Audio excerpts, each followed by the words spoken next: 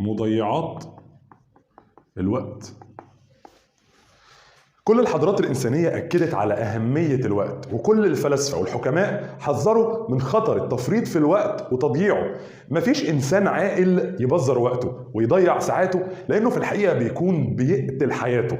والعاقل هو اللي بيستغل وقته بشكل منظم ومثالي، ومبيسمحش للحاجات الصغيرة إنها تشغله وتستحوذ على عمره.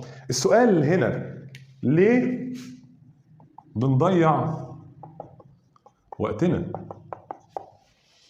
لو بصينا لواقع البشر هنلاقي ان في عاملين اساسيين بيأثروا بشكل كبير جدا على الناس وبيخليهم يضيعوا وقتهم، وهما القيم والعادات. فعلى سبيل المثال انت كطالب حصلت على اعتقاداتك من مصدرين اساسيين. اول حاجة هما والديك، ابوك وامك.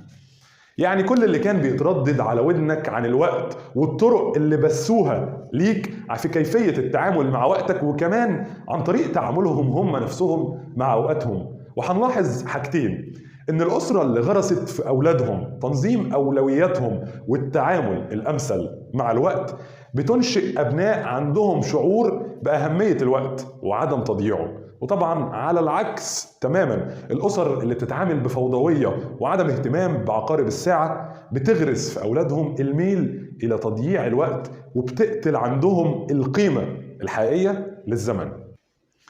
العامل الثاني وهو محيطك، يعني الجيران والأصدقاء ووسائل الإعلام، باختصار المجتمع اللي بتعيش فيه. لو ما عندوش قناعة بأهمية الوقت فهينشئ جيل غير منضبط في تعامله مع الوقت. وللأسف الشديد احنا بنعيش بالقيم دي واللي ورثناها من بيئتنا من والدينا، وكمان بنغرسها لا شعوريا في أولادنا ليصبح ميراث تقيل جدا بيعمل على إعاقتهم عن التطور والتقدم. وعلشان ما ندورش في حلقة مفرغة، كانت أحد أهم خطوات اللي بنصح بيها لكسر تلك القيم والعادات هي الإيمان بإيه بقى؟ بأن الوقت هو أغلى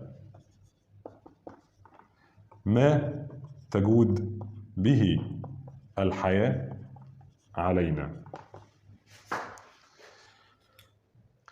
وبعد العادات والقيم يجي عامل آخر مهم بيتسبب في إضاعتنا للوقت، وهو النظرة السلبية للذات. النظرة السلبية عامل مهم جدا، وهو النظرة السلبية للذات. وزي ما قلت قبل كده انك متبرمج على عادات سلبية وإيجابية اكتسبتها سواء من أهلك أو المحيط الخاص بيك، وبتبتدي المعتقدات ديت تزورك كل ما تفكر انك ترتب أولوياتك وتنظم حياتك، فتقلل من عزيمتك، مش بس كده، وتحبطك وتفكرك بصعوبة الموضوع اللي انت عايز تقوم بيه.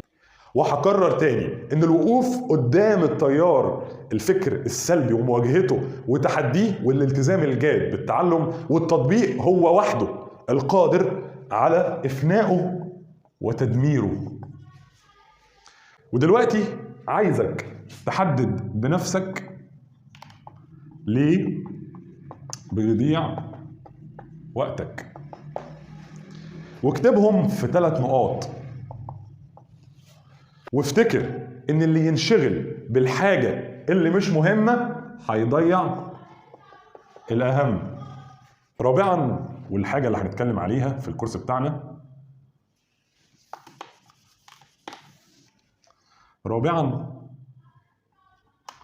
ايه هو؟ معوقات استثمار الوقت. معوقات استثمار الوقت. هو الوقت في معوقات ليه ان احنا نستثمره؟ طبعا في استبيان اتعمل على عدد كبير جدا من اشخاص بيشتغلوا في مجالات مختلفة، اكتشفوا ان معوقات استثمار الوقت من وجهة نظرهم كالتالي. رقم 1، اولا قال لك هي معوقات ايمانية. وبيندرج تحتها ايه؟ 1 قال لك كثرة الذنوب والمعاصي، مش محتاجة شرح. رقم 2 قال لك سوء العلاقة مع الله بشكل عام. رقم 3 عدم محاسبة النفس. 4 محاولة الشيطان صرف الإنسان عن كل خير. رقم 5 التسويف والتأجيل. تأجيل ايه؟ عمل اليوم الى الغد. قال لك رقم 6 ده طبعا في الاستبيان اللي الناس عملوه، قال لك نسيان أهمية وقيمة الوقت. رقم 7 والأخيرة قال لك ايه بقى؟ الفطور. طيب دي كانت أول حاجة اللي هي رقم ألف، قال لك اللي هي الإيمانية. قال لك بقى رقم 2 لقوا إن هي من معوقات استثمار الوقت في معوقات ايه بقى؟ معوقات شخصية.